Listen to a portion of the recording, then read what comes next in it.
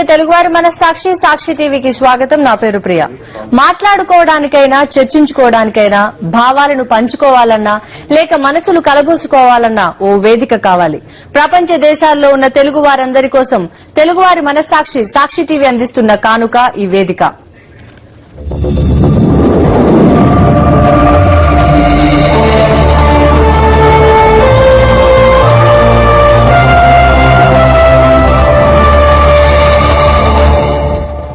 ఇవాళ మన వేదికలో వైఎస్ఆర్ కాంగ్రెస్ ఎన్ఆర్ఐ విభాగం కన్వీనర్ వెంకట్ మేడపాటి గారు, అలాగే ప్రముఖ లాయర్ వై నాగిరెడ్డి గారు మన నేటి వేదికలో అతిథులు. హాయ్ వెంకట్ గారు, హాయ్ నాగిరెడ్డి గారు, వెల్కమ్ టు వేదిక. అలాగే ఈనాటి ప్రత్యేక ఎన్ఆర్ఐ చర్చా వేదికకు స్వాగతం. ఇప్పుడు ఈ చర్చా వేదికలో పాల్గొన్న ఎన్ఆర్ఐలను పరిచయం చేసుకుందాం. వినోద్ కకునూర్ డెట్రాయిట్ యుఎస్ఏ నుంచి, అలాగే ఆర్కన్సాస్ ఓంకారం గారు, అలాగే మహేష్ ఆదిబట్ల డాలస్ యుఎస్ఏ నుంచి, అలాగే రమణ కంజుల మెల్బోర్న్ ఆస్ట్రేలియా నుంచి, అలాగే గురువారెడ్డి గారు అట్లాంటా యుఎస్ఏ నుంచి, మరొకరు గోవింద నాగరాజు గారు కువైట్ నుంచి మన ఇవాల్టి వేదికలో అతిథులు. ముందుగా నాగిరెడ్డి గారు చెప్పండి, సాక్షి మీడియా అకౌంట్లను డిఫ్రీజ్ చేయాలని ఉద్యోగులు రోజు రోజుకి ఆందోళన ఉధృతం చేస్తూనే ఉన్నారు. మరి ఈ నేపథ్యంలో సిబిఐ మొండిగా వ్యవహరిస్తూ సీజ్ చేసిందన్న వార్తా కథనాలు వెలువడుతున్న నేపథ్యంలో, అలాగే రాష్ట్ర ప్రభుత్వం యాడ్స్ ను నిలిపివేసిందన్న దాన్ని ఈ చర్చలు ఎంతవరకు సమంజసమని మీరు అనుకుంటున్నారు? ఈ చర్యలు ఏవి కూడా పత్రికా స్వేచ్ఛని పూర్తిగా కాలు రాయటమే. ఎందుకంటే మన భారత రాజ్యాంగం స్పష్టంగా article 19(1)A freedom of speech and expression అనేసి మనకి వాక్ స్వాతంత్రాన్ని, పత్రికా స్వేచ్ఛని, పత్రికను నడుపుకోవటం, పత్రికను ఏర్పాటు చేసుకోవటం, ఆ పత్రికలో ఎంప్లాయీస్ పనిచేయటం, ఉదయాన్నే ప్రతి ఒక్కరికి ఇన్ఫర్మేషన్ చేరవేయటం, రైట్ టు నో అనేది కూడా part of the article 19(1)A. భారత రాజ్యాంగం కల్పించినటువంటి ప్రాథమిక హక్కుల్ని ఎవరు కాలు రాసినా కూడా అది వయలేషన్ ఆఫ్ ది ఫండమెంటల్ రైట్సే. స్పష్టంగా ఈరోజు సిబిఐ దర్యాప్తు జరుపుకోవటంలో తప్పేం లేదు, కానీ సిబిఐ ఒక పత్రిక మీదకి రావటం, సడన్ గా ఒక పత్రికలో ఉన్నట్టు ఒక పత్రికని దెబ్బతీయాలనేటటువంటి ఉద్దేశంతో ఈ ఫండ్స్ మొత్తాన్ని కూడా ఫ్రీజ్ చేయటం, ఈవెన్ కరెంట్ అకౌంట్స్ ను కూడా ఫ్రీజ్ చేయటం అనేది చాలా అప్రజాస్వామికం. ఎందుకంటే ప్రెస్ ని మనం ఫోర్త్ ఎస్టేట్ అంటున్నాం. అంటే మనకి ఒక ఎగ్జిక్యూటివ్, జ్యుడిషియరీ, లెజిస్లేటివ్ 3 విభాగాలుంటే ఆ 3 విభాగాలని ఎప్పటికప్పుడు ఆ 3 విభాగాల్లో జరుగుతున్నటువంటి తప్పులను ఎత్తి చూపేటటువంటి ఒక వ్యవస్థగా ఈ రోజు మనకి ప్రెస్ ముందుకు వచ్చింది. ఇటువంటి పరిస్థితుల్లో ఫోర్త్ ఎస్టేట్ గా ఉన్నటువంటి ప్రెస్ ని మూసేయాలనేటటువంటి ఉద్దేశం ఏదైతే ఉందో అది ఖచ్చితంగా ఫండమెంటల్ రైట్ ని కాలు రాయటం అవుతుంది. ఈరోజు సిబిఐ చేస్తున్న తీరు ఏ విధంగా ఉందనంటే, ఒక పర్టికులర్ ఒక సంస్థను మూసేయటం కోసం ఒక ఇన్ఫర్మేషన్ కలెక్ట్ చేయటం లేదు సడన్ గా. ఎందుకంటే ఈ రోజు ఇది సిబిఐ చేస్తుంది, ఒక 8 నెలల నుంచి దర్యాప్తు జరుపుతూ ఉంది. ఈ 8 months నుంచి కోర్టు ఇచ్చినటువంటి ఆర్డర్ ప్రకారం మేము జరుపుతున్నామని చెప్పినటువంటి సిబిఐ సడన్ గా ఒకరోజు మేము ముందుకు వచ్చేసేసి ఈ రోజు మేము సీజ్ చేస్తున్నాం 102 ప్రకారం, 102 సిఆర్పిసి ప్రకారం మేము సీజ్ చేస్తున్నామని చెప్తున్నారు. అని అంటే 102 సిఆర్పిసి ప్రకారం వాళ్ళు సీజ్ చేయాలని అంటే వాళ్ళకి ఏదైనా స్టోలన్ ప్రాపర్టీ అని, ఇల్గాటన్ ప్రాపర్టీ అని, ఇంకోటి డౌట్ ఉంటే ముందుగానే చేయొచ్చు అది. కానీ సడన్ గా చేస్తున్నారని అంటే ఈ రోజు వరకు వాళ్ళకి ఏం ఎవిడెన్స్ లేదు, రేపు కూడా ఆ ఎవిడెన్స్ రాదని తెలిసి పైన నుంచి ఇప్పుడు మీకు మొన్న సిబిఐ డైరెక్టర్ గా పనిచేసినటువంటి జోగేంద్ర సింగ్ గారు ఏమిచ్చారని అంటే, సిబిఐ స్వతంత్ర సంస్థ కాదు, కేంద్ర ప్రభుత్వం ఆడించేటటువంటి ఒక సంస్థ, కేంద్ర ప్రభుత్వం ఏ విధంగా చెబితే ఆ విధంగా నడుచుకోవడం తప్ప మా లిమిటేషన్స్ ఉన్నాయనేసి స్పష్టంగా చెప్పడం జరిగింది. కాబట్టి ఈ రోజు ఏం అనుమానాలకు గురవుతున్నామనంటే, సిబిఐ దర్యాప్తు ఖచ్చితంగా ఎవరో ఆడిస్తుంటే వాళ్ళు ఇక్కడ ఆడుతున్నట్టుగానే ఉంది. సాక్షిని మూసేయాలి, సాక్షి పత్రిక ప్రజల్లోకి వెళ్లిపోయింది, 14 లక్షల మంది చదువుతున్నారు, కోటి మందికి అది ఈరోజు చేరుతుంది. కాబట్టి ఈ సంస్థని మూసివేస్తే ఒక ఇన్ఫర్మేషన్ తెలుసుకునే హక్కుని, ఇది సాక్షి మీద ఫ్రీజ్ చేయటం అంటే ఒక సాక్షిని దెబ్బతీయటం కాదు, ఇది ప్రజలకి తెలుసుకునేటటువంటి ఇన్ఫర్మేషన్ తెలుసుకునే రైట్ కూడా ఉంది. Right to know, that is right to know information కూడా you are freezing the right that is accrued to the people. Because మన కాన్స్టిట్యూషన్ ఫస్ట్ ప్రియాంబుల్లోనే We the people of India having been solemnly resolved to constitute India into the sovereign socialist secular republic అని చెప్పుకోండి. అటువంటి కంట్రీలో ఒక press పెట్టుకుంటే, ఒక media నడుపుతుంటే, అది కొన్ని కోట్ల మందికి చేరుతుంటే మేము దాన్ని ఫ్రీజ్ చేస్తాం, మా ఇష్టం వచ్చినట్టుగా చేస్తామని అంటుంటే, ఇది ప్రజాస్వామ్యాన్ని కోరుకునే ఏ ఒక్కరు కూడా సహించేటటువంటిది కాజాలదు.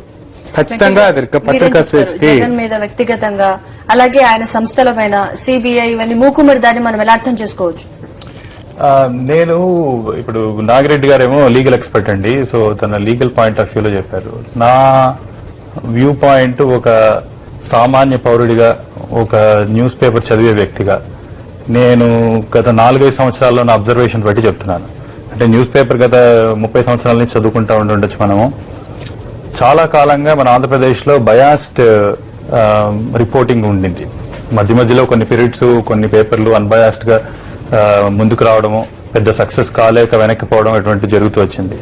2008 టైంలో ఎప్పుడైతే సాక్షి వచ్చిందో, ఆ సాక్షి వచ్చిన టైంకి జగన్మోహన్ రెడ్డి గారు రాజకీయ నాయకుడు కాదు, ఒక పార్టీ స్థాపించలేదు, ఆయన పొలిటికల్ యాంగిల్లో చూడలేదు, పాలిటిక్స్ లో సీరియస్ గా ఉంటారన్న ఉద్దేశంలో కూడా లేని టైంలో ఒక పేపర్ స్థాపించి తర్వాత ఒక టీవీ ఛానల్ ని పెట్టి అన్బయాస్డ్ వేలో గత 4 సంవత్సరాలుగా తెలుగు ప్రజలకి ఇంత సక్సెస్ఫుల్ గా ఇంతమంది కోట్లాది మంది ఇళ్లకి వెళ్లగలిగే స్టేజ్ కి రీచ్ అయిన తర్వాత ఆ రిపోర్టింగ్ అన్బయాస్డ్ ఎందుకంటానంటే, నేను మనకి ఈ రోజు వస్తున్న చాలా పేపర్లో అన్ని పొలిటికల్ పార్టీస్ గురించి కవరేజ్ ఉండదు.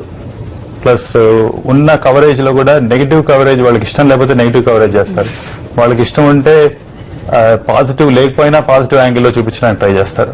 వేరే సాక్షి పేపరు మీరు ప్రతి పేజీలో ఎప్పుడు తిరిగేసినా గానీ, పార్టీ సిద్ధాంతాలు మ్యాచ్ కాకపోయినా గానీ, వాళ్ళు సాక్షి యాజమాన్యాన్ని కించపరిచినట్టుగానో క్రిటిసైజ్ చేసినట్టుగానో కామెంట్స్ చేస్తే కూడా వాళ్ళ ఫోటోలతో సహా వాళ్ళు ఇచ్చిన స్టేట్మెంట్స్ వేస్తూ ఉంటారు, పబ్లిష్ చేస్తుంటారు. అయినా గానీ ఇంత అన్బయాస్డ్ వేలో న్యూస్ ని ఎవ్రీడే ఇంత కోట్లాది మంది దగ్గర తీసుకెళ్తున్న పేపర్ మీద, ఛానల్ మీద సిబిఐ గాని లేకపోతే రాష్ట్ర ప్రభుత్వము యాడ్స్ నిలుపుదల వల్ల గాని ప్రజలకి నాగిరెడ్డి గారు చెప్పినట్టు వాళ్ళ right to know information act ని కాలరాసి వాళ్ళ డైలీ తెలుసుకోగలిగే విషయాలు తెలుసుకోలేని పరిస్థితికి తీసుకురావడం చాలా దుర్మార్గంగా అనిపిస్తుంది నాకైతే. అలాగే మన ఈనాటి వేదికలో పాల్గొనడానికి ఎన్ఆర్ఐస్ కూడా ఉన్నారు లైన్ లో. డెట్రాయిట్ నుంచి వినోద్ గారు, అలాగే డాలస్ నుంచి మహేష్ గారు, అలాగే అట్లాంటా నుంచి గురువారెడ్డి గారు ఉన్నారు లైన్ లో. ప్రస్తుతం వినోద్ గారి దగ్గరికి వెళ్దాం. వినోద్ గారు నమస్తే అండి. నమస్తే అండి, వెల్కమ్ టు సాక్షి వేదిక. నా పేరు వినోద్. చెప్పండి సార్, ఏం చేస్తుంటారు మీరు? థ్యాంక్ యూ అండి. నా పేరు వినోద్ కుట్నూర్ అండి, డెట్రాయిట్ మిషిగన్ అండి. నేను CEO ఆఫ్ కంపెనీ అండి. Okay sir. మాకు ఇక్కడ US లో ఆపరేషన్స్ ఉన్నాయి, ఇండియాలో ఆపరేషన్స్ ఉన్నాయండి.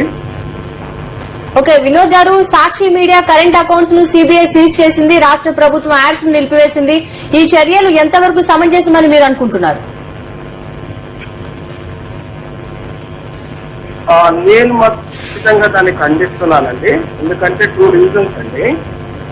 ఒకటి, ఒక మనిషి అనేవాళ్ళు ఏదైనా తప్పు చేశారని చెప్పి ఏ లీగల్ సిస్టమ్ లో ఐడెంటిఫై చేస్తే అది కోర్టులో నడుస్తున్నప్పుడు ఇప్పటి వరకు డెమోక్రసీలో ఎవరు కూడా అకౌంట్స్ కానీ దేని కానీ అది నడుస్తున్నప్పుడు జస్టిస్ కంటే ముందు ప్రీవియస్ దాఖలాలు ఎప్పుడు చూడలేదండి. సో అలాంటిది చేయడం చాలా దుర్మార్గమైన చర్య, ఉపజాస్మితం అనుకుంటానండి. సెకండ్ ఏంటంటే దాంట్లో టాంజిబుల్ ఇంటాంజిబుల్ ఎఫెక్ట్స్ చాలా ఎక్కువ ఉంటాయండి.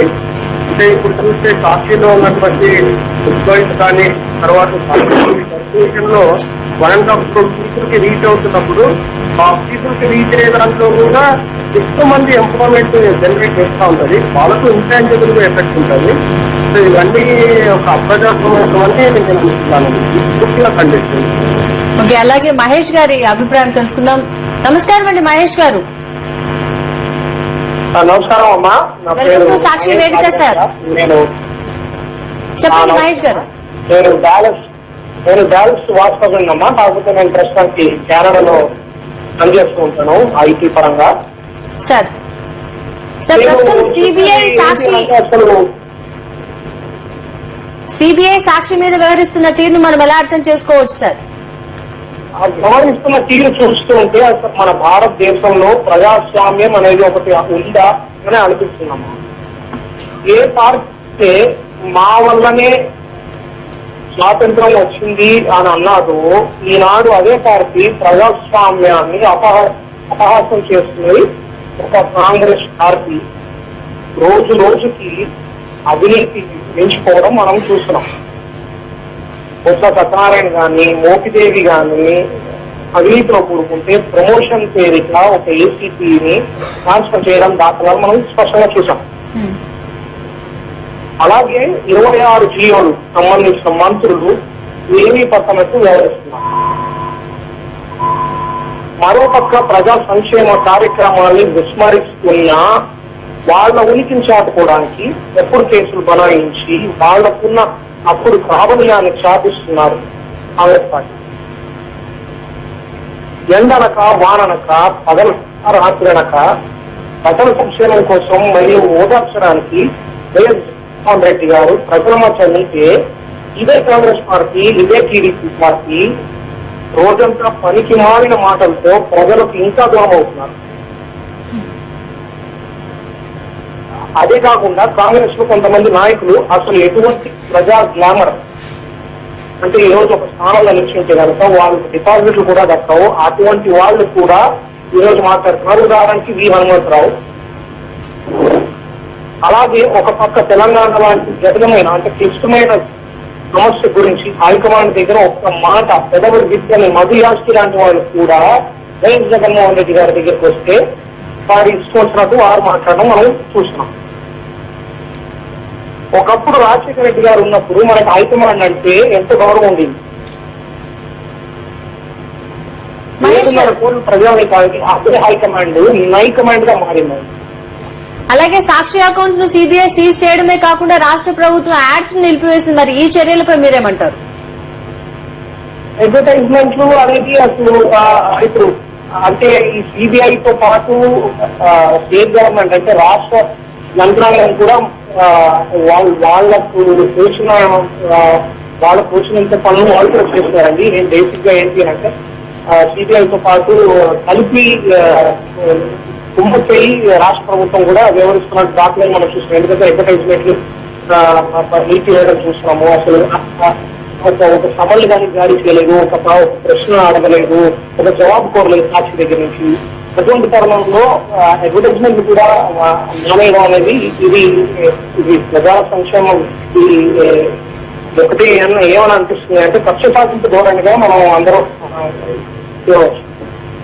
ఓకే, అలాగే దీంట్లో స్పందించడానికి అట్లాంటా నుంచి గురువారెడ్డి పుణ్యాల గారు లైన్ లో ఉన్నారు. నమస్తే అండి గురువారెడ్డి గారు. నమస్కారం ఆంధ్ర ప్రేక్షకుల నమస్కారం. వెల్కమ్ టు సాక్షి వేదిక sir. Thank you sir, Sakshi media current అకౌంట్లను సిబిఐ సీజ్ చేసిన వ్యవహారంపై మీ స్పందన ఏంటి సార్? నా స్పందన ఏంటంటే ఇప్పుడు తల్లిని ప్రకృతిని పత్రికని ప్రేమించాలి నగ్న సత్యం. పత్రిక ఉర్దూ పేపర్ కావచ్చు, స్పానిష్ పేపర్ కావచ్చు, ఏదైనా కానీ అది ఒక పవిత్రమైన నా ఉద్దేశం. ఈ మూడింటి గౌరవించలేని వాడు మూర్ఖుతో సమానం. పత్రికా స్వేచ్ఛను హరించే హక్కు ఎవరికి లేదన్నది నిజం. ఈ రోజు ఒక ప్రజాస్వామ్య నాయకులను ఎదుర్కోలేక ఆడుతున్న నీచ రాజకీయ క్రీడ ఇది. అతన్ని ఎవరో తెలుసు మీకు. అతన్ని ఎదుర్కోలేక పేపర్ మీద అతని ప్రాపర్టీస్ మీద చేస్తున్నారు. పత్రిక మీద దాడి అంటే వాళ్ళ ఇచ్చిన ప్రజల మీద దాడి. అది అర్థం చేసుకోలేకపోతున్నారు ఈ రాజకీయ నాయకులు. వాళ్ళకి కొమ్ముగా వస్తున్న ఈ సెకండ్ లాంటి కొన్ని పత్రికలు ఉన్నాయి, కొన్ని వర్గాలు ఉన్నాయి. వాళ్ళు ఈ రోజు 3 చేస్తారు, రేపు 3 చేస్తారు సాక్షిని అని చెప్పి. సాక్షిని గురించి అంటే అదో వాళ్ళు ఏదో పని తెచ్చుకున్నట్టు అనుకుంటున్నారు. కానీ ఒక పేపర్ దాంట్లో పనిచేసే వర్కర్స్ ని అందరినీ చేసుకుంటా ఒక హక్కుని కాలు రాస్తున్నాము అనే ఆలోచన రావట్లేదంటే ఈ రాజకీయ నాయకులు వీళ్ళు ఈ న్యూస్ పేపర్లు చట్టం గుర్తుకుంటున్నారు. వాళ్ళు ఏం చేస్తున్నారు, ఈ వ్యవస్థను ఎంతవరకు దిగరాడాలనుకుంటున్నారు. దానికి సోనియా గాంధీ లాంటి నాయకులు ఈ దేశానికి సంబంధించింది కాదు, ఈ రాష్ట్రాలతోనే ఈ దేశాలతోనే ఓకే అన్నట్టు అయిపోయింది. అది పద్ధతి కాదు. మనం యాక్చువల్లీ స్పీకింగ్ అంటే మామూలు మనం అనుకోవాల్సింది ఏంటంటే మనం కూర్చున్న కొమ్మని మనమే నడుపుకుంటున్నాము, దానికి మనమే సాయం చేసుకుంటున్నాము. అది చాలా బాధగా ఉంది ఇక్కడ నాకు. ఓకే అండి, చూస్తున్నాం నాగిరెడ్డి గారు ముక్తఖండం తెన్నారులందరూ ఖండిస్తున్నారు సిబిఐ చర్య ఈ రోజు చాలా దురదృష్టకరము, దుశ్చర్య అని చెప్పి. కానీ రాష్ట్ర ప్రభుత్వానికి గవర్నమెంట్ యాడ్స్ ని సీజ్ చేసే అధికారం లేకపోయినప్పటికీ వెంటనే జీవోని ఇష్యూ చేసి దాన్ని అమలు పరచడం అనేది ఎంతవరకు సబబంటారు? దీన్ని మనం ఎలా అర్థం చేసుకోవచ్చు? ఇక్కడ మనం అసలు స్పష్టంగా చూస్తే ఈ రోజు ఈ రాష్ట్ర ప్రభుత్వంలో ఎవరైతే మంత్రులుగా ఉంటున్నారో, ముఖ్యమంత్రిగా ఉంటున్నారో, కమిషనర్స్ గా ఉంటున్నారో, వీళ్ళందరూ కూడా ఒకప్పుడు సాక్షి రాకని, సాక్షి ఏర్పాటుని ఎంతో స్వాగతించి దీనికి బ్రహ్మరథం పట్టిన వాళ్ళు. నిష్పాక్షికతకి సాక్షి నిదర్శనం అని చెప్పినటువంటి ఈ ముఖ్యమంత్రి ఒక పత్రిక రావడంలో తప్పేంటి అనేసి ప్రశ్నించినటువంటి, వేదిక నుంచే ప్రశ్నించినటువంటి ఈ మంత్రులు వీళ్ళందరూ ఈ రోజు అంటే 4 సంవత్సరాలు 5 సంవత్సరాల కాలం గడిచిన తర్వాత రాజకీయంగా జగన్మోహన్ రెడ్డి గారు కాంగ్రెస్ పార్టీని విడనాడితే రాజకీయంగా ఎదుర్కోవాలి తప్ప పత్రిక మీద దాడి చేయటం అనేది చాలా అప్రజాస్వామికం. దాడి అని ఎందుకు అంటున్నానంటే నేను, మీరు ఓవర్ నైట్ ఒక మిడ్ నైట్ జీవోని ఇష్యూ చేసి మేము మీకు ప్రకటన నిలిపేస్తున్నాం అంటే మన ప్రభుత్వం ఇది. ప్రభుత్వం తన విమ్స్ అండ్ ఫ్యాన్సీస్ చేయడానికి రాచరిక వ్యవస్థలో మనం లేము. మనం కొన్ని చట్టాలు చేసుకున్నాం, కొన్ని రూల్స్ రూపొందించుకున్నాం. ఇండియన్ న్యూస్ సర్వే ఒకటి రీడర్షిప్ ప్రకారమే సాక్షి ఈరోజు ఒక నెంబర్ 1 పత్రికగా ముందుకు వచ్చింది. ఇదేం సాక్షి చెప్పుకుంటుందో లేకపోతే వేరే వాళ్ళు చెప్తుందో కాదు. మన ప్రభుత్వం ఏర్పాటు చేసినటువంటి ఒక సర్వే, ఒక సంస్థ, అంటే న్యూస్ పేపర్స్ మీద జరిపేట ఒక సంస్థ చెప్తుంది సాక్షి పేపర్ ఈ రోజు 14 లక్షల మంది సాక్షి పేపర్ను కొంటున్నారనేసి, 1,20,00,000 మందికి ఇది వెళ్తుందనేసి. అంటే నీకు ప్రభుత్వ ప్రకటనలు ప్రజలకు వెళ్ళాలి అని అంటే సాక్షి పత్రిక నీకు ఉపయోగపడుతుందా, ఉపయోగపడట్లేదా? మనం చూడాల్సింది మన ప్రకటనలు, మన ప్రభుత్వం చేస్తున్నటువంటి అభివృద్ధి కార్యక్రమాలని ప్రకటనల ద్వారా నువ్వు ఏర్పాటు చేస్తున్నావు. అది కొంత మీడియాకు కూడా ఉపయోగం అనుకుందాం. ఒక పత్రికకు గాని, ఒక ఛానల్కి గాని ప్రభుత్వ ప్రకటనల ద్వారా కొంత వెసులుబాటు వస్తే ఆ వెసులుబాటు ద్వారా అది ఎంప్లాయీస్ కి నడుపుకోవడానికి కొంత ఉపయోగపడుతుంది అనుకుందాం. అట్ ద సేమ్ టైం ప్రభుత్వం ఇస్తున్న ప్రకటనలు ప్రజలకు చేరాలి అని అంటే మాధ్యమంగా ఉపయోగటువంటి ఈ సాక్షికి ఇవ్వకుండా మీరెవరికి ఇవ్వాలనేసి, అంటే ప్రజల్లోకి వెళ్ళినటువంటి పత్రికలకు ఇవ్వాలనా? మీ ఉద్దేశం ఏంటి? తర్వాత మీరు ఒక జీవో ఇచ్చే ముందు రేషనాలిటీ ఉండాలి. అంటే అనేక పేపర్ల మీద ఈరోజు కేసులున్నాయి. ఈరోజు ఈనాడు పేపర్ మీద కేసులున్నాయి. ఈ రామోజీరావు గారి మీద 420 చీటింగ్ కేసులున్నాయి. అంటే దాని మీద మీ మీద కేసులున్నాయి కాబట్టి మేము ఇవ్వట్లేదని మీరు చెప్పట్లేదే. అంటే మీ ఉద్దేశం ఏంటి? స్పష్టంగా రాజకీయ దురుద్దేశంతో సాక్షి పత్రిక ఎదుగుదలను చూడలేక ఓవర్ నైట్ మా ప్రభుత్వం మా ఇష్టం వచ్చినట్టు చేస్తామనే దురహంకార పూరితంగా ఈ ప్రభుత్వం వ్యవహరిస్తుంది తప్ప ఒక చట్ట ప్రకారం గానీ, న్యాయ ప్రకారం గానీ, రూల్ ప్రకారం గానీ ప్రభుత్వం వ్యవహరించట్లేదు. కాబట్టే మేము రాచరికంలో ఉన్నాం, మా ఇష్టం వచ్చినట్టు చేస్తాము, అన్డెమోక్రటిక్ గా ఎమర్జెన్సీని తలపించినట్టుగా మేము చేస్తామన్న దాని ప్రతిరూపమే ఈ బ్లాక్ జీవో ఓవర్ నైట్ ఇవ్వటం. ఇది ఇక అసలు ఒక అడ్వకేట్ గానే కాదు, ఎవరైనా ఒక మామూలు వ్యక్తికి కూడా అర్థమవుతుంది ప్రభుత్వం ఎంత కక్షపూరితంగా వ్యవహరిస్తుంది అనేసి. మీకు జగన్మోహన్ రెడ్డి గారి మీద ఏదన్నా ఉంటే పార్టీ పరంగా మీ Congress party, YSR Congress party, Telugu Desam party మీ ఇష్టం, మీ ప్రచారాలు మీరు చేసుకోండి, మీరు గెలవండి, మీరు ప్రజల్లోకి వెళ్ళండి. ప్రజల్లో పోటీ పడలేక అతనితో పాటు పత్రికని మేము జీవోలు మా ఇష్టం వచ్చినట్టు చేస్తామనంటే ఇంతకంటే దౌర్భాగ్యమైన పరిస్థితి మరొకటి ఉండదు. దీన్ని ఎవరైనా ప్రజాస్వామ్యవాదులు, జర్నలిస్టులే కాదు, ఈరోజు మనం జర్నలిస్టులు ఉపాధి పోతుంది లేకపోతే ఓ పత్రికకి నష్టం జరుగుతుంది అనేది ఒక్కటే కాదు, ప్రజలకు చేరాల్సినటువంటి సమాచారం చేరకపోవటం కూడా ప్రభుత్వం ఆ పని చేస్తే అది దురహంకారకమైనటువంటి పని అవుతుంది. ప్రజలకు సమాచారాన్ని ప్రతిరోజు జరుగుతుంది. ఇప్పుడు ప్రభుత్వ కార్యక్రమాలు కొన్ని తీసుకున్నారు. ఆయన ఏదో 1,00,000 ఉద్యోగాలు అంటున్నాడు ముఖ్యమంత్రి గారు. ఎవరి ద్వారా వెళ్తాయండి 1,00,000 ఉద్యోగాలు? ఏం ఉద్యోగాలు ఏంటనేసి లేదు. కొన్ని సమస్యలు వచ్చాయి. అవన్నీ ప్రజల్లోకి వెళ్లాలంటే పత్రిక ద్వారా వెళ్ళాలి, లేదా మీడియా ద్వారా, ఎలక్ట్రానిక్ మీడియా ద్వారా వెళ్ళాలి. ఈ మొత్తం కూడా మీడియా ద్వారానే ప్రజల్లోకి చేరిపోతాయి. కాబట్టే కదా మీరు ప్రకటనలు ఇస్తుంది. ఆ ప్రకటన నా ఇష్టం వచ్చినట్టు ఇస్తానంటే ఎట్లా ఇస్తారు? అంటే మా అడ్వకేట్స్ కొంతమంది ఒక పబ్లికేషన్ ఇవ్వమంటే ఎక్కడా అసలు జనతా పత్రిక అని ఇంకోటని అదేదో నైట్ పగలు ఎప్పుడో వస్తుంటది. అటువంటి పత్రికలు కొన్ని ప్రకటనలు ఇస్తుంటారు. అది యాక్చువల్ ఎవరు చూడరు. ఒక పబ్లికేషన్ ఇవ్వమన్నారు కాబట్టి ఇస్తుంటారు. అంటే అట్లా ఇవ్వదలుచుకున్నారు ప్రభుత్వం. కాబట్టి ఇది స్పష్టంగా ప్రభుత్వం క్లారిఫై చేయాలి. మేము జీవో ఇవ్వటం వెనక ఉన్న ఉద్దేశం ఇదనేసి. అటువంటి ఏమి చెప్పకుండా ఓవర్ నైట్ అంటే ఇది కక్ష సాధింపు. ప్రజలకు అది అర్థమవుతుంది స్పష్టంగా. చిన్న పిల్లవాడిని అడిగిన ఈ రోజు చెప్తారు జీవో గవర్నమెంట్ ఎందుకు ఇచ్చిందనంటే ఏం లేదు, సాక్షి పేపర్ మీద ప్రభుత్వం కోపంగా ఉంది. సాక్షి పేపర్ మీద సిబిఐ దర్యాప్తు కూడా ప్రభుత్వం చేపిస్తుంది కాబట్టి దాన్ని సింక్రనైజ్ చేయడం కోసం ఈ విధంగా చేస్తున్నారు అనేది స్పష్టమవుతుంది. సామాన్య ప్రజానీకానికి కూడా అర్థమయ్యే పరిస్థితి. అలాగే ఇందులో పాల్గొనడానికి మనకు ఆర్కన్సాస్ నుంచి రంగరాజు ఓంకారం గారు లైన్ లో ఉన్నారు. నమస్తే అండి రంగరాజు గారు. నమస్కారం అండి. వెల్కమ్ టు సాక్షి వేదిక sir. Thank you sir, Sakshi media current accounts ను సిబిఐ సీజ్ చేసింది. మరి ఈ వ్యవహారంపై మీ స్పందన ఏంటి? అతిపెద్ద ప్రపంచంలోనే అతిపెద్ద ప్రజాస్వామ్యమైనటువంటి మన దేశంలో డెమోక్రసీ ఏ విధంగా డిటీరియరేట్ అవుతుంది, ఎలా తగ్గిపోతుంది చెప్పడానికి ఇది ఒక ఉదాహరణ అండి. అంటే రూలింగ్ చేస్తున్నటువంటి పార్టీలు ఈ సిబిఐ లాంటి వ్యవస్థలను ఉపయోగించుకుని వాళ్ళకి కావాల్సినటువంటి విషయాలు తెలుసుకోవడం, తర్వాత ఇటువంటి పత్రికలు అనేవి మనకు ఫోర్త్ ఎస్టేట్ అంటారు. ఇటువంటి ప్రజాస్వామ్యకు విలువల్ని నిలబెట్టేటువంటి పత్రికల మీద ఈ విధంగా దాడి చేయడం వల్ల దీన్ని అందరూ ముక్తఖండంతో ఖండించాలి.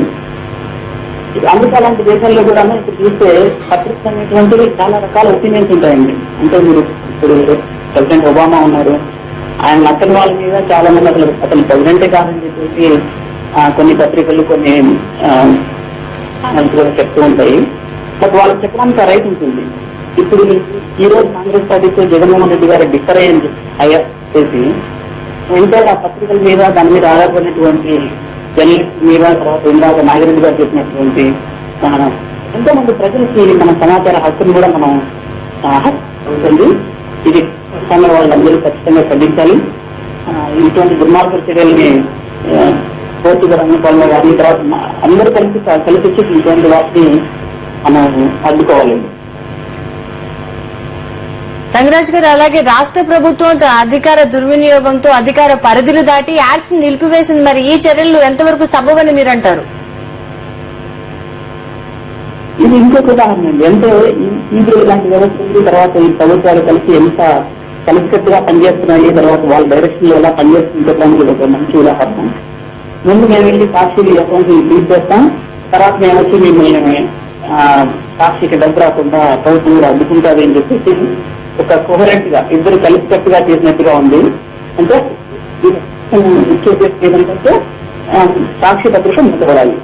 అంటే ఎటువంటి కోర్సు, ఎకనామిక్ కోర్సు లేకుండా సాక్షి పత్రిక ఎట్లా రన్ అవుతుంది, తర్వాత అందులో పనిచేసే ఉద్యోగస్తుల యొక్క మొరాలిటీ ఏ విధంగా దెబ్బతింటుంది, ఇటువంటి చర్యలతో వాళ్ళు అలా ట్రై చేస్తున్నారు. కానీ ఇది ప్రజాస్వామ్యంలో అలా నిలబడదండి. అంటే మన సూత్రం చెప్తుంది 70 దశకంలో కూడా చాలా మంది నాయకులు డిక్టేటర్ లాగా ట్రై చేశారు. అవన్నీ వర్క్ అవు. ఇది ప్రజలతో నిలబడినటువంటి సమస్య కాబట్టి ప్రజలకు ఇది ఖచ్చితంగా ఇచ్చిపెడతారండి. అందరూ ముక్తకంఠంతో ఖండిస్తారు. తర్వాత ఈ ప్రభుత్వం దిగి రావాలి. ఖచ్చితంగా దీన్ని ఇటువంటి చర్యలు దుర్మార్గ చర్యలు ఇంకోసారి చేయకుండా మనం కాపాడుకోవాలి మన పత్రికలను. థ్యాంక్ యూ వెరీ మచ్ అండి స్పందించినందుకు. వెంకట్ గారు, వైఎస్ఆర్ కాంగ్రెస్ ఎన్ఆర్ఐ విభాగం కన్వీనర్ గా మీ పార్టీ ఈ పరిస్థితులను ఎలా ఎదుర్కోబోతోంది? ఈ పార్టీ ఆల్రెడీ ఎదుర్కొంటున్నామండి ఈ సమస్యల్ని. జగన్మోహన్ రెడ్డి గారు మీరు గమనిస్తూనే ఉండుంటారు. ఈ 18 అసెంబ్లీ కాన్స్టిట్యున్సీస్, ఒక ఎంపీ కాన్స్టిట్యున్సీలో జరుగుతున్న ఎలక్షన్స్ నిమిత్తం ఆయన రోడ్ షోస్ లో ఎవ్రీడే పార్టిసిపేట్ చేస్తున్నారు. మీరు ఆయనకు వస్తున్న ప్రజా స్పందన మీరు రెగ్యులర్ బేసిస్ లో చూస్తూ ఉంటుంటారు. అగైన్ అదొక ఎగ్జాంపుల్. ఆయనకు వస్తున్నంత స్పందనని వేరే ఛానల్స్ వాళ్ళు కొంతమంది ఛానల్స్ వాళ్ళు, పత్రికల వాళ్ళు అంత చూపించలేని పరిస్థితుల్లో ఉన్నారు వాళ్ళు.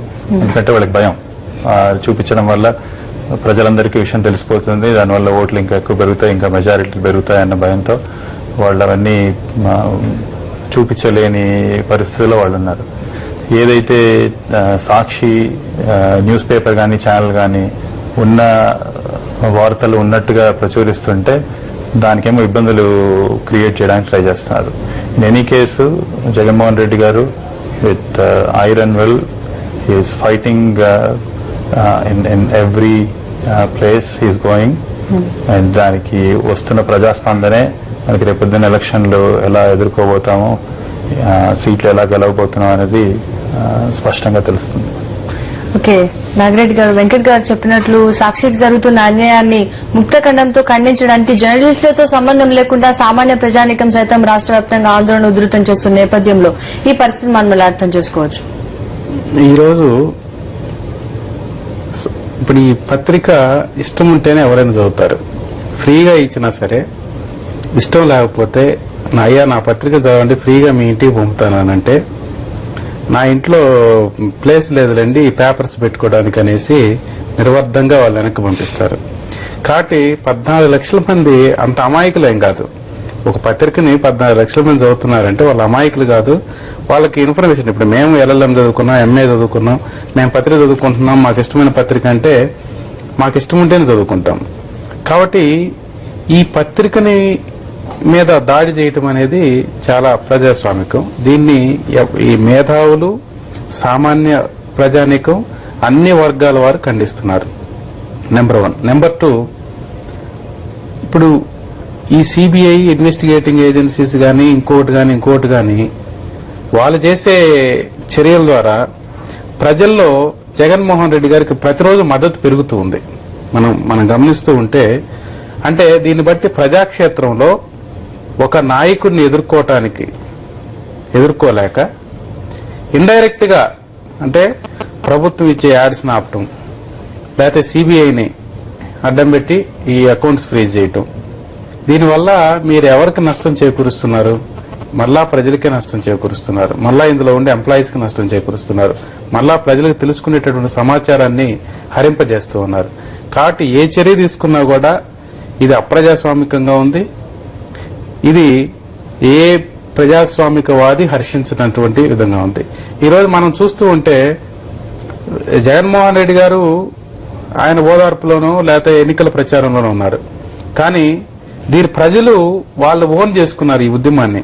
సాక్షి మీద మీరు ఫ్రీజ్ చేయటం గాని, ఈ జీవో ఇవ్వటం గాని తప్పనేసి, irrespective of in which media they are working, జర్నలిస్టులు మొత్తం ఈ రోజు బయటకు వచ్చి మానవహారం జరుపుతున్నారు, ధర్నాలు జరుపుతున్నారు. వాళ్ళ రిసెంట్ వాళ్ళు ప్రతి జిల్లాలో ఈ రాష్ట్ర వ్యాప్తంగా వాళ్ళ ప్రొటెస్ట్ వాళ్ళు తెలియపరుస్తూ ఉన్నారు. ఇది ఎవరు పిలిస్తేనో రమ్మంటేనో వాళ్ళంతటా వారు రాదు.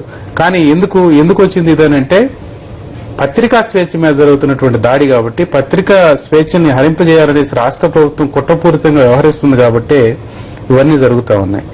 ఈ ప్రజాస్వామికవాదులు ఇప్పుడే కాదు, చాలా సందర్భాల్లో, ఇప్పుడు ఎమర్జెన్సీ టైంలో ఇండియన్ ఎక్స్ప్రెస్ మీద ఇందిరాగాంధీ ఒక ఇది చేసినప్పుడు దాని మీద సుప్రీంకోర్టు తీర్పే చెప్పింది స్పష్టంగా, మీరు ఈ విధంగా పత్రికకి యాడ్స్ ఆపటం గాని, పత్రిక న్యూస్ ప్రింట్ ని ఇవ్వకుండా చేయటం గాని, కన్సెషన్ ఇవ్వకుండా ఆపటం గాని, మీ ఇష్టం వచ్చినట్టుగా మీరు బిహేవ్ చేయటం అనేది కరెక్ట్ కాదు.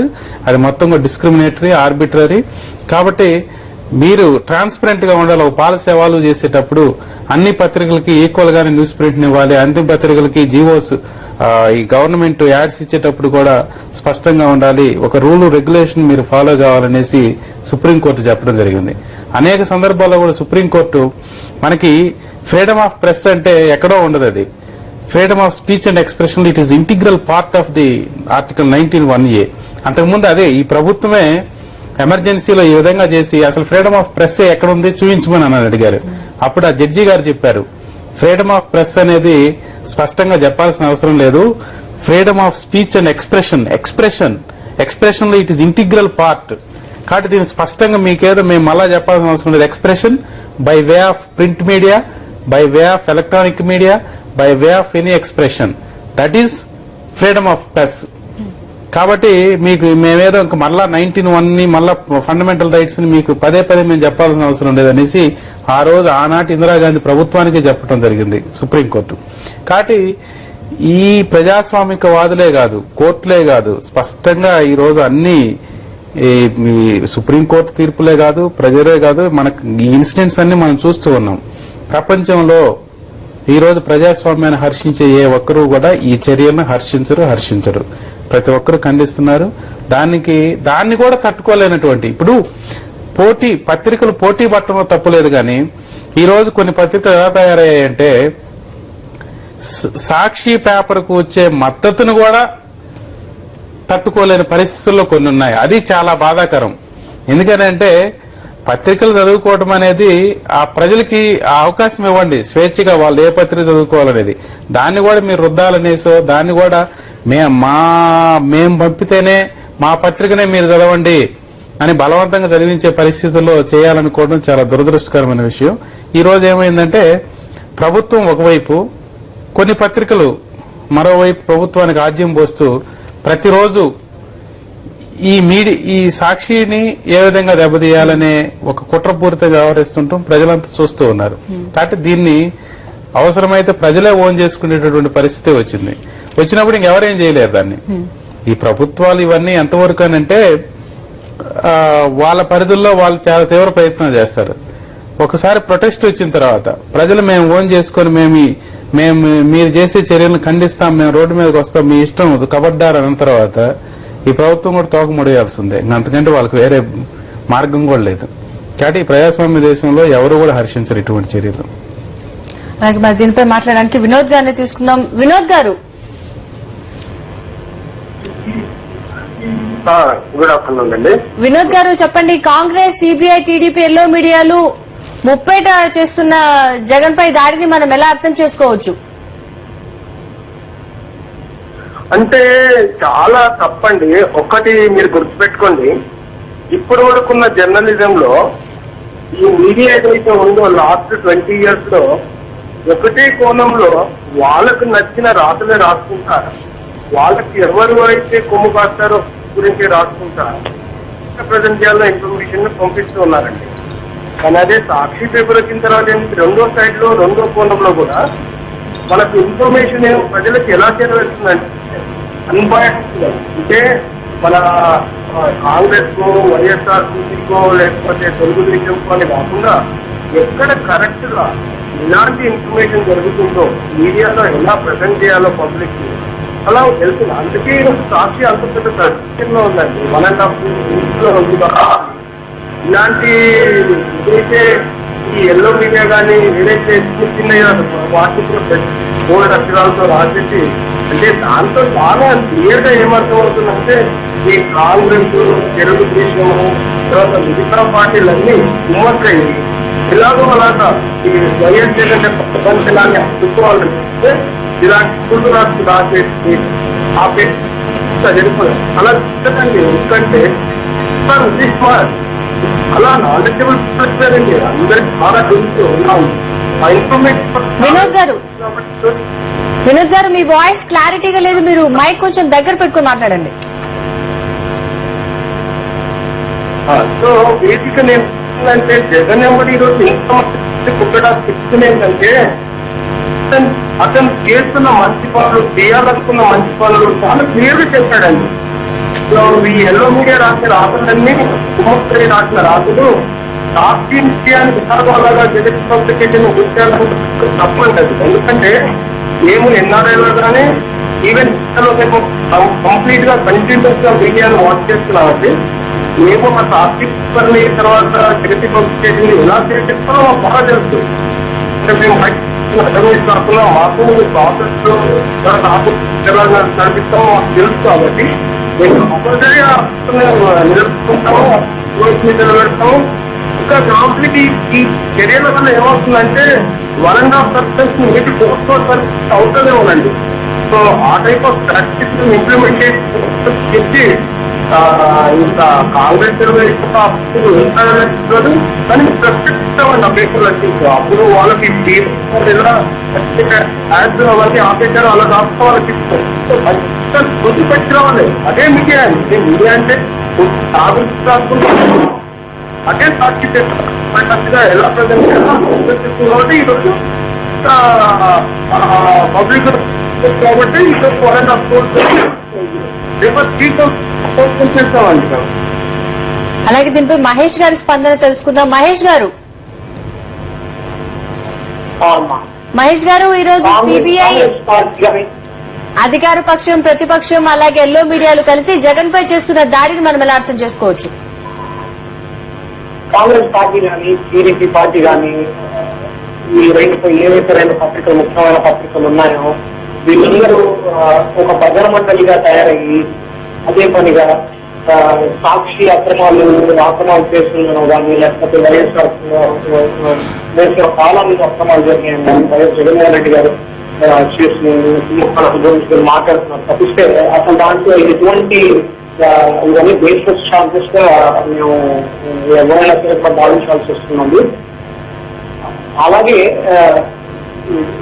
ఎలా ఇప్పుడు పరిస్థితి ఎలా ఉన్నది అంటే ఉనికి చాటుకోవడానికి అంటే ఇప్పుడు రాబోయే ఉప ఎన్నికల్లో కూడా వాళ్ళకి ఎలాగా వాళ్ళకి ఇంటర్నల్ సర్వేస్ చేస్తున్నారు. ఎన్ని సీట్లు వాళ్ళకి వస్తాయి, ఎన్ని కాస్త సీట్లు వస్తాయనుకున్నారు కానీ వాళ్ళకి క్లియర్ కట్ స్వీప్ అంటే 18+ 1 స్థానం అన్ని వైఎస్ఆర్ కాంగ్రెస్ పార్టీకి వస్తున్నాయన్న దీంట్లో చూసి వాళ్ళు హుటాహుటిన రవి గారిని కానీ ఆజాద్ గారిని కానీ వాళ్ళు ఢిల్లీ నుంచి వాళ్ళని ఇంపోర్ట్ చేయడం జరిగింది హైదరాబాద్ కి. వాళ్ళు ఏదో సమన్వయ కమిటీలుగా ఫామ్ అయ్యి ఏదో చేసి మనం ఫస్ట్ ఏం చేయాలి, మనం ఎలా కట్టడి చేయాలి అనే దాంట్లో ఎలా చేసేవాళ్ళంటే ఫస్ట్ మీడియా ద్వారా మనం దీన్ని కట్టిస్తే కనుక చాలా మటుకు కట్టడి అవుతుందనే భావనలో వాళ్ళు ఉన్నారు. కానీ ఇది వాళ్ళ కాళ్ళ మీద వాళ్లే గొప్పలు పెట్టుకున్నారు అనే సంగతి కాంగ్రెస్ పార్టీ కానీ ఎల్లో మీడియా కానీ వాళ్ళకి అర్థం కావట్లేదు. రానున్న ఉప ఎన్నికల్లోనే క్లియర్ కట్ గా తెలిసిపోతుంది. అప్పుడు వాళ్ళకి అనిపిస్తుంది ఎటువంటి కార్యక్రమాలు చేపట్టినా సరే కూడా సాక్షి ఆపాలనుకున్నా లేకపోతే కాంగ్రెస్ పార్టీ ఆపాలనుకున్నా కానీ జరిగేది కాదు అని చెప్పి వాళ్ళకి అతి త్వరలోనే వాళ్ళ జ్ఞానం కలుగుతుంది. అప్పుడు ఇదే వేదిక ద్వారా మనం అందరం కలిసి మనకున్న రెస్పాన్సిబిలిటీ ద్వారా కానీ మనకున్న ప్రజలకి మనం ధన్యవాదాలు చెప్పే తరుణం అతి త్వరలోనే ఉన్నారని నేను భావిస్తున్నాను. తప్పకుండా. అలాగే గురువారెడ్డి గారి స్పందన తెలుసుకుందాం. గురువారెడ్డి గారు, నేను చెప్పేది ఏంటంటే ఇప్పుడు రాజశేఖర రెడ్డి గారు ఇంద్రమ పాలన వాళ్ళు. ఇప్పుడు ఇంద్రమ పాలన అంటే ఆయన ఉద్దేశంలో ఏంటంటే జనరల్గా ఆయన యాక్షన్ వర్క్ చూసింది ఏంటంటే మనం పేదవాడి మొహం మీద చిరునవ్వు ఉండాలనేది. ఇప్పుడు కూడా ఇంద్రమ పాలన ఇస్తున్నారు కాంగ్రెస్ వాళ్ళు. ఏంటంటే ఇంద్రమ ఎమర్జెన్సీ టైం గుర్తు చేస్తున్నారు. 2 ఏళ్ళు ని మూసేయించి సంవత్సరాలు యాక్ట్ చేసింది ఆమె. అంతకపోతే ఏంటంటే వీళ్ళు డెఫినెట్గా ఇంద్రమ పాలనని మనకు అందిస్తున్నారు ఎమర్జెన్సీ టైం లాగా. ఇంకా ఏమో మీడియా ఎన్ని ఉన్నాయంటే ఈరోజు వాళ్ళు సాక్షిని గొంతు మొక్కల వరకే ఆలోచిస్తున్నారు. దానికి సిబిఐకి సోనియా గాంధీకి కాంగ్రెస్ పార్టీకి వాళ్ళు అంతులేని సహకారాన్ని అందిస్తున్నారు అనమాట. ఇది న్యాయమా అన్యాయమా అంటే డెఫినెట్గా అది ప్రజలు గమనిస్తూనే ఉన్నారు. నాగిరెడ్డి గారు చెప్తారు మరి కదా ప్రజల్లోకి పోతుంది ఉద్యమం అనేది. ఈ ప్రజల్లోకి పోయిందనుకోండి తర్వాత ఇక వీళ్ళు ఈ ఎవరు మీడియా ఈ కాంగ్రెస్ పార్టీకి తెలుగుదేశం పార్టీలు ఇద్దరు పనికిరావు. వాళ్ళు ఇప్పుడు జగన్మోహన్ రెడ్డి గారిని ప్రజలు ఎదుర్కోండి, మీరు కూడా ఆయన రెస్పాండ్ పడండి, ఆయన వాళ్ళ విజన్ గురించండి, ప్రజలకు మేము చేస్తాము అనేది. ఆ టైప్ వచ్చేసి ప్రజల్లో మీరు గెలవండి, అధికారం తెచ్చుకోండి. ఇప్పుడు ఇలా చేసి సాక్షి గురించి లేకపోతే జగన్మోహన్ రెడ్డి నేను అధికారంలోకి వస్తానంటే ప్రజలు అధికారాన్ని అందించడానికి సిద్ధంగా లేరు మనకి. అది మాత్రం గుర్తుపెట్టుకోవాలి. ఆ తెలుగుదేశం పార్టీ అయినా, కాంగ్రెస్ పార్టీ అయినా, ఎంఓపీ అయినా ఎప్పటికీ వాళ్ళు ఈ సాడిస్ట్ తీసుకుంటూనే ఉన్నారు వాళ్ళు. నా ఉద్దేశం అది.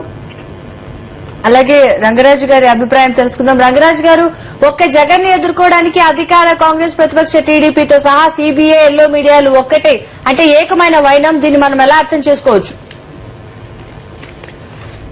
అదేనండి, కుట్ర అనేది చాలా పెద్దగా చేస్తున్నారు. ఈ కుట్రలో భాగంగానే ఇప్పుడు లేదో పెడుతూ ఉండాలి. అంటే మనకి సాక్షి మీడియా మీద చేయడము, తర్వాత పత్రికలకు ప్రకటన సాక్షికి ఇవ్వకపోవడం, ఇదంతా ఏంటంటే ఇది పెద్ద కుట్రలో ఒక భాగం అన్నట్టు. మీరు గమనించాలనుకోండి, అసలు సాక్షి నేపథ్యం ఏంటి అంటే మన రాష్ట్రంలో పత్రికలన్నీ కూడా కొంతమంది చేతుల్లోనే ఉండేటివి. వాళ్ళ అభిప్రాయమే ప్రజల అభిప్రాయం అన్నటువంటిది. రేపు ఏదైనా పాలసీ తీసుకోవాలి, ముందుగానే దానికి ప్రజలకు ప్రిపేర్ చేయడం. ఫర్ ఎగ్జాంపుల్ మనకి సారా ఉద్యమం చాలా గుర్తుకొస్తుంది అందరికీ. ఏదో మహా ఉద్యమం నడుస్తుందని చెప్పి సారా ఉద్యమం నడిచింది నెల్లూరు డిస్టిక్ లో అని చెప్పి అసలు బ్యానర్ హెడ్డింగ్ రాయడం. మొత్తం వాళ్ళు అధికారంలోకి ఇమ్మీడియట్ గా రావడమే మన ప్రజాన్ని ఖాళీ అని చెప్పి కాపీలు చేయడం, తర్వాత దాని మీద ప్రజల అభిప్రాయాన్ని మళ్ళీగా నిర్మించే వేయడం అన్నట్టుగా ఉన్నటువంటి కలుషిత వాతావరణంలో వస్తుందండి సాక్షి, తర్వాత సాక్షి ఛానల్.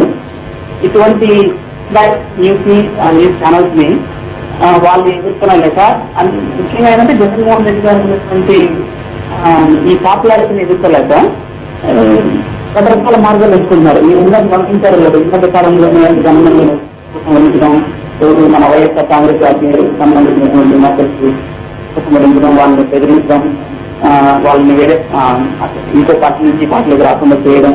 సో రకరకాల చర్యల్లో భాగంగానే ఇక్కడ మనం దీన్ని అర్థం చేసుకోవాలి. కానీ ప్రజల సపోర్ట్ ఉన్నంత వరకు వాళ్ళు ఏం చేయలేరండి. నాకు జవారెడ్డి గారు, తర్వాత నాగిరెడ్డి గారు చెప్పినట్టు ఇందిరా పరిపాలన తెప్పిస్తున్నారు. కానీ ఒక టైంలో ఆమె ఎంత పెద్ద వచ్చిందో ఆ పాలన గుర్తు చేస్తున్నారు. ఇది ఎన్నో రోజుల్లో ఇలా అసలు కాలం ఉంది. ప్రజలందరూ దాన్ని గమనిస్తున్నారు. రాబోయే ఎన్నికల్లో ఖచ్చితంగా ఇటువంటి వాటికి వాళ్ళ గెలుపాన్ని చెప్పే రోజు ఖచ్చితంగా ఉంటుంది. తప్పకుండా అండి. వెంకట్ గారు ఇంతకు ముందు గురువారెడ్డి గారు నేను ఒక్క నిమిషం మాట్లాడతానండి. తప్పకుండా మాట్లాడండి. ఎందుకంటే ఇది మొన్న అని ఏదో ఒక దర్శనం మన ఆంధ్రప్రదేశ్ లో ఏదో ఒక ఛానల్ లో అదేదో లిక్ ఆఫీసర్ చూస్తా ఉన్నాము. దాంట్లో రాధాకృష్ణ గారు అనమాట చంద్రబాబు గారిని, మీరు తిరుపతిలో ఎస్ఐఎస్ లో ఉన్నప్పుడు, మీరు యూత్ లో ఉన్నప్పుడు అండి మీ బైక్ మీ బుల్లెట్ వస్తా ఉంటే యూనివర్సిటీ వస్తే దద్దరి లేదు కదా అని చెప్పేసి అంటే ఈయనేమో ముసుముసు రావాలని అవుతున్నారు చంద్రబాబు గారు. యాక్చువల్ ఏంటంటే ఆ బైక్ వెంకటరెడ్డి గారికి తెలుగుదేశం పార్టీ నాయకుడు ఉన్నాడు తిరుపతిలో, ఆయనది బైక్. ఈయన సైకిల్ కూడా సొంతం లేదు ఆ రోజు. ఆయన బైక్ అరువు తీసుకొని పోయి ఈయన అప్పుడప్పుడు దగ్గర దానికి మీరు ఎట్లా తీసుకొని వస్తారంటే ఎవరు మీడియా వాళ్ళు తెలిస్తే మనం సంసారం, మనం చేస్తే వ్యభిచారం, వాళ్ళు చేస్తే వ్యాపారం, మనం చేస్తే దోపిడి, ఈ టైప్ లో ఈ కళ్ళని ఇచ్చుకుంటూ పట్టుచేస్తున్నారు. దాన్ని ప్రజలు చాలా మంది గమనిస్తూనే ఉన్నారు. ఏదో ఒక రోజు పాపం పడుతుంది. కొన్ని పత్రికల వైఖరిని ఎండగట్టారు. అలాగే ఇంతకుముందు గురువారెడ్డి గారు అన్నట్లు ప్రజల్లోకి ఉద్యమం వెళ్లింది కాబట్టే ఈ రోజు జర్నలిస్టులతో సంబంధం లేకుండా ప్రజలు పనులను పక్కన పెట్టి నిరసనలు వ్యక్తం చేస్తున్నారు, ఆందోళనలో పాల్పంచుకుంటున్నారు, వారికి వారే ఎవరి ప్రమేయం లేకుండా. మరి దీనిపై మీరేమంటారు? అదేనండి, ఈరోజు ఆల్మోస్ట్ ఎవ్రీడే చూస్తున్నాము వేలల్లో జర్నలిస్టులందరూ ఇండోర్ మీటింగ్స్ పెట్టుకుంటున్నారు, అవుట్డోర్ మానవహారాలని లేకపోతే ప్రొటెస్ట్లు డిఫరెంట్ లొకేషన్స్ లో చేస్తున్నారు. ఓన్లీ హైదరాబాదే కాదు, వివిధ జిల్లాల్లో ప్రతి జిల్లా కేంద్రాల్లో కూడా చేస్తున్నారు. ఈ ఉద్యమం ఇంకా ఉధృతంగా పెరిగే ఛాన్స్ ఉంది. సిబిఐ కోర్టు రూలింగ్ వచ్చినా గానీ వాళ్ళు వెంటనే ఉపసంహరించుకునేలాగా వాళ్ళు ఉండాలి. గవర్నమెంట్ ఏమో యాక్ట్స్ నిలిపివేతని వాళ్ళు ఆ జీవో ఎత్తివేయాలి. ఆ విధంగా సాక్షి మీద జీవితాలు వెళ్లబోసుకుంటున్న మోర్ దాన్ 20,000. మనం ఇందాక కూడా అనుకున్నాము ఒక 20,000 మంది అనే నెంబరు మనకి వినపడుతుంది, కానీ అది only directly connected employees. Indirect గా ఇంకా వేలల్లో ఉన్నారు రకరకాల అఫిలియేటెడ్ ఫీల్డ్స్ లో పనిచేస్తున్న వాళ్ళు. వాళ్ళందరి జీతభత్యాలు కూడా దీనివల్ల ఇబ్బందులు పడే ఛాన్స్ ఉంది. వీటన్నిటిని దృష్టిలో పెట్టుకుని గవర్నమెంట్ వీళ్ళని త్వరగా దీనికి ముగింపు చెప్పాలి.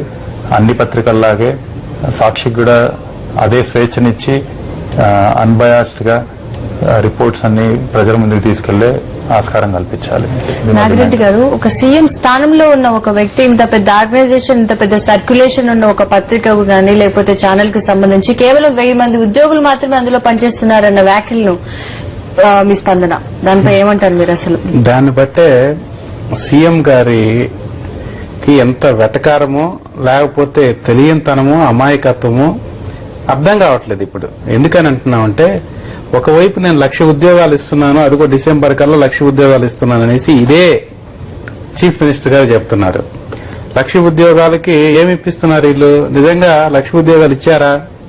ఏమిస్తున్నారు అనంటే, టాపీ పని చేసుకునే వాళ్ళకి స్కిల్ ఇచ్చేస్తారు. స్కిల్ అదేదో దానికి ఒక సంస్థకి ఇచ్చి ఎలా పెయింట్ చేయాలని చెప్తారంట.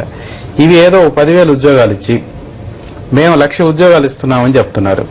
కానీ ఒకవైపు మేధావులుగా ఉండేటటువంటి వాళ్ళు, పెద్ద ఉన్నత చదువులు చదువుకొని మీడియాలో పనిచేసే వాళ్ళు, జర్నలిజం కోర్సు చేసిన వాళ్ళు కొన్ని వేల మంది ఈ పత్రిక ద్వారా, ఈ ఎలక్ట్రానిక్ మీడియా ద్వారా బ్రతుకు తెరువునే కాదు, వాళ్ళ భావాలను పంచుకోవటానికి కూడా ఒక వేదికగా ఇది ఉపయోగపడుతుంటే, దీన్ని చూసి ముఖ్యమంత్రి ఆయనకేదన్నా ఇందులో ఇప్పుడు పడనవి ఏమన్నా ఉంటే స్వేచ్ఛగా చెప్పుకోవచ్చు, ఏం నా మీద సాక్షి ఏమైనా రాసుకోండి అని చెప్పొచ్చు, తప్పులేదు.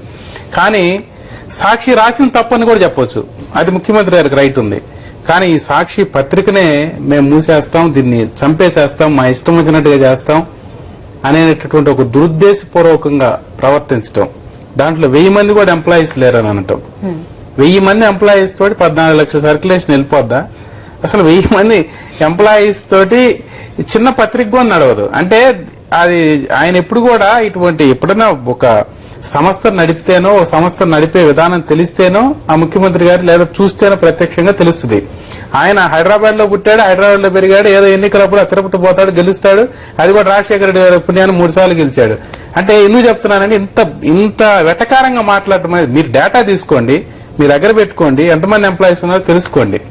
కానీ ఒక ముఖ్యమంత్రిగా మీరు మాట్లాడేటప్పుడు స్పష్టంగా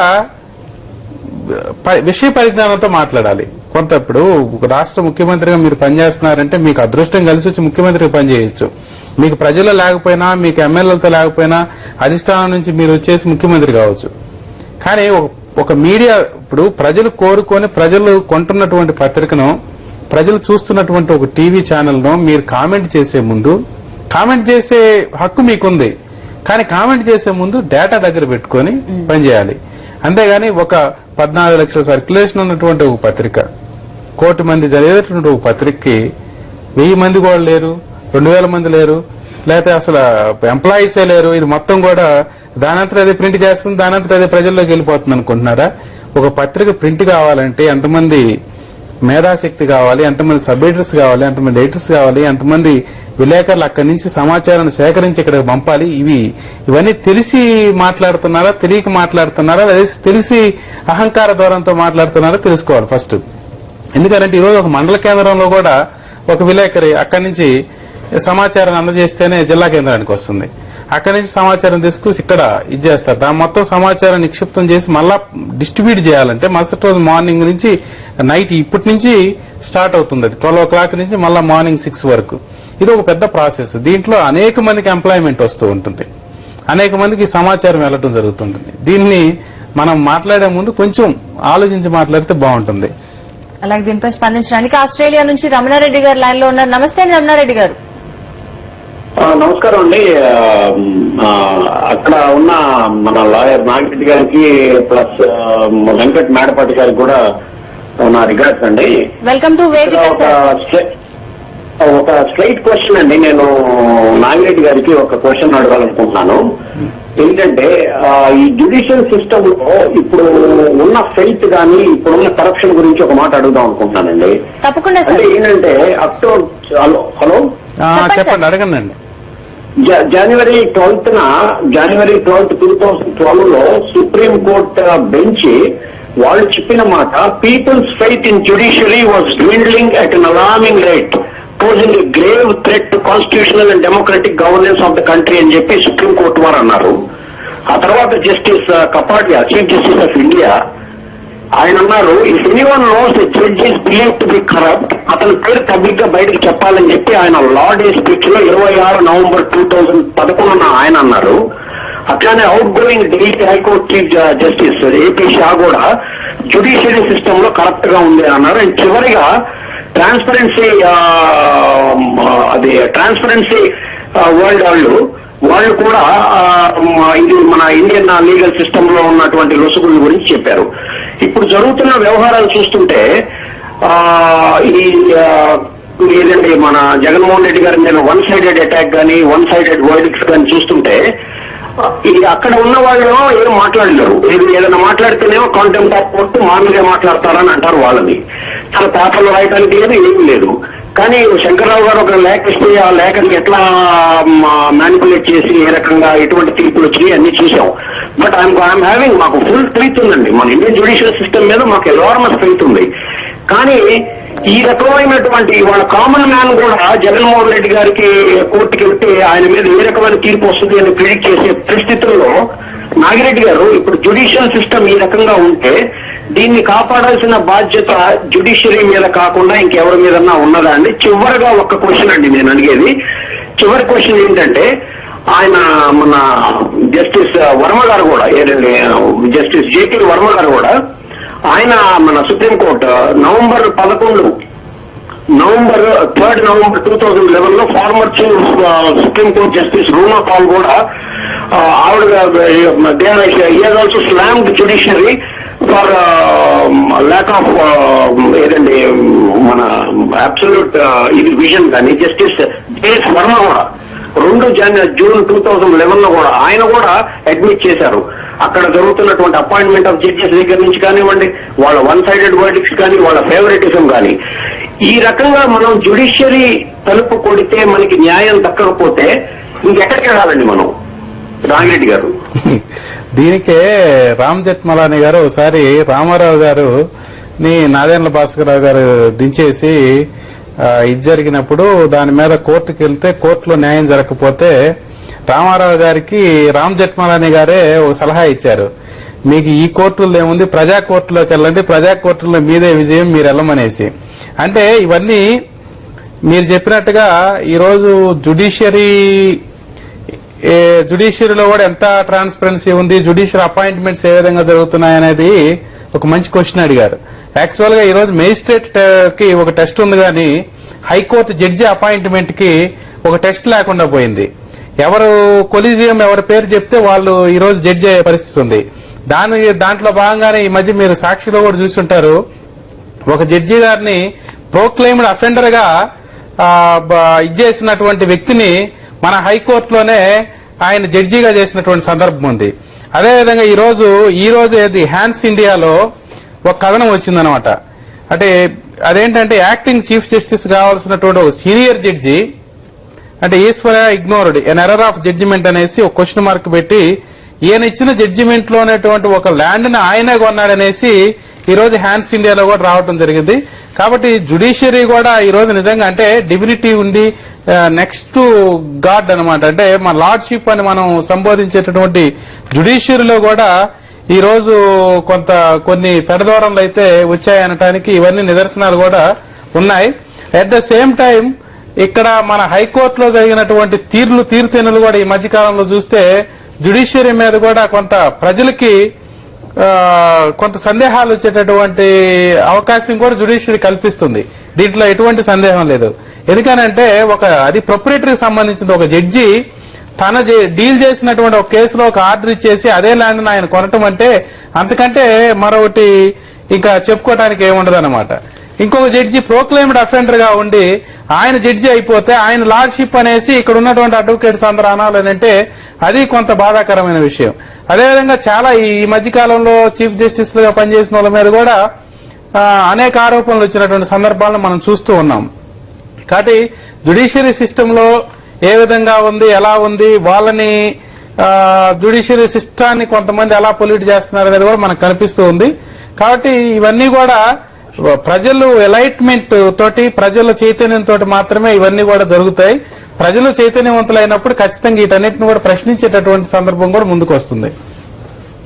అలాగే చివరిగా వెంకట్ గారు, ఈ పత్రిక స్వేచ్ఛపై దాడి అని నేషనల్ మీడియా సైతం వెలుగెత్తి చాటుతుంది. ఈ పరిణామాల్ని మనం ఎలా అర్థం చేసుకోవచ్చు? దీనిపై మీ కమెంట్. అది మంచి పరిణామం అండి. నేషనల్ మీడియా కూడా దీని విషయంలో ఇంకా సపోర్ట్ ఇవ్వాలి, ఇంకా ముందుకు రావాలి.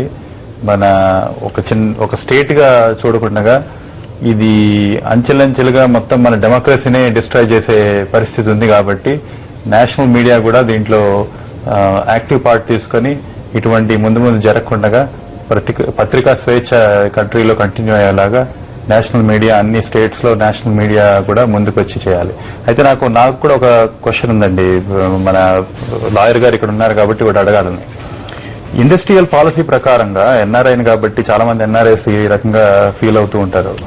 ఇండస్ట్రియల్ పాలసీ ప్రకారం స్టేట్ లో ఇండస్ట్రీస్ పెట్టుకోవడానికి కానీ, లేకపోతే ఎంప్లాయ్మెంట్ క్రియేట్ చేయడానికి కానీ గవర్నమెంట్ పాలసీ ప్రకారంగా ఇన్ఫ్రాస్ట్రక్చర్ ప్రొవైడ్ చేసి ఇవ్వడం కానీ, లేదంటే ల్యాండ్స్ తక్కువ ధరలకు ఇవ్వడం కానీ, ఆ పాలసీ ఎప్పుడో గత 20-30 సంవత్సరాల నుంచి సాగుతుంది. అదే గత 7-8 సంవత్సరాలు కూడా సాగింది. ఆ రకంగానే ఇండస్ట్రియలిస్ట్ కి రకరకాల సెజ్ రూపంలో కానీ అదర్ వేస్ లో ల్యాండ్స్ ఇవ్వడము, ఇన్ఫ్రాస్ట్రక్చర్ ప్రొవైడ్ చేయడం జరిగింది. ఇప్పుడు ఆల్ ఆఫ్ సడన్ గవర్నమెంట్, ఈ కొత్త గవర్నమెంట్ గత సంవత్సరంన్నరలో గత 5 సంవత్సరాలు 6 సంవత్సరాల పరిధిలో జరిగిన వాటినే తీసుకొని వాటిని భూతద్దంలో చూపించి రకరకాలుగా ఇండస్ట్రియలిస్ట్ ని ఇబ్బందులు పెడుతూ, అరెస్ట్ల వరకు వెళ్తూ ఇటువంటి పానిక్ క్రియేట్ చేయడంలో మన economy, especially Andhra Pradesh state economy ఇంకా దెబ్బతీస్తూ, కొత్తగా ఇన్వెస్టర్స్ మన స్టేట్ లో ఇన్వెస్ట్ చేద్దామని అనుకునే వాళ్ళని కూడా వెనక్కి పంపించే పరిస్థితి క్రియేట్ చేయడాన్ని మీరు ఏ విధంగా చూస్తారు? లీగల్ వేలో ఏ విధంగా దాన్ని ఎదుర్కోవచ్చు? యాక్చువల్గా మనకి న్యూ ఎకనామిక్ పాలసీ వచ్చిన తర్వాత మన ఆర్థిక సంస్కరణలు వేగవంతమైనవి. 1991 నుంచి మన్మోహన్ గారు ఆర్థిక మంత్రిగా ఉన్నప్పుడు పివి నరసింహారావు గారు. సమాధానం వినే ముందు కువైట్ నుంచి మనకు మరో ఎన్ఆర్ఐ లైన్ లో ఉన్నారు, గోవింద్ నాగరాజ్ గారు. నమస్తే అండి గోవింద్ నాగరాజ్ గారు.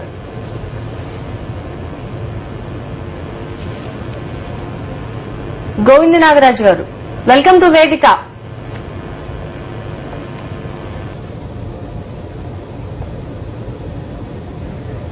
లైన్ కట్టినట్లుంది, చెప్పండి సార్. ఈ నూతన ఆర్థిక విధానాల ఫలితంగా కొంత గ్లోబలైజేషన్ వచ్చేసేసింది. అంటే ప్రపంచవ్యాప్తంగా కూడా ఈరోజు ఈ ఇండస్ట్రీస్ పరంగా కానీ ఇంకొక పరంగా కానీ న్యూ టెక్నాలజీ రావటం, దాన్ని ఉపయోగించుకోవటం, తర్వాత ఆ రాష్ట్ర దేశ ఆర్థిక పరిస్థితులు మెరుగుపరుచుకోవటం, ఎంప్లాయ్మెంట్ ప్రొవైడ్ చేయటం, తర్వాత ఈ మైగ్రేషన్ ఆపటం, ఇవన్నీ కూడా జరుగుతూ ఉంది. దాంట్లో భాగంగానే మన ఆంధ్రప్రదేశ్ లో కూడా చంద్రబాబు నాయుడు గారు అసలు ఆయన టైంలో ప్రపంచ ఆర్థిక విధానాలను ప్రపంచ బ్యాంకుకి ఏజెంట్ గా నేను పనిచేస్తాననేసి స్పష్టంగానే ఆయనే చెప్పుకోవడం, అది నేను సీఈఓగా ఉండటం నాకు చాలా ఇష్టం అనేసి. అందులో భాగంగానే ఆయన కొన్ని వేల ఎకరాలని, కొన్ని అనేక కంపెనీలని తీసుకొచ్చి ఈ భారతదేశంలో మన ఆంధ్రప్రదేశ్ లో పెట్టేసి నేను చాలా ఇండస్ట్రీని డెవలప్ చేశాను అన్నారు. కానీ ఆయన టైంలో జరిగిన దానికంటే కూడా రాజశేఖర రెడ్డి గారు ముఖ్యమంత్రి అయిన తర్వాత ఐటీ రంగంలో మన వాటా ఆయన టైంలో 4% ఉంటే మనం 9%. ప్రజలే కాదు, మనకు పెరిగినటువంటి దాంట్లో మన ఎకనామిక్ సర్వేలో పెరిగిన దాంట్లో కూడా ఐటీ విభాగంలో మనం చాలా పురోగతి సాధించాం. అట్లా విధంగా ఇండస్ట్రీస్ చాలా ముందుకు వచ్చేసాయి.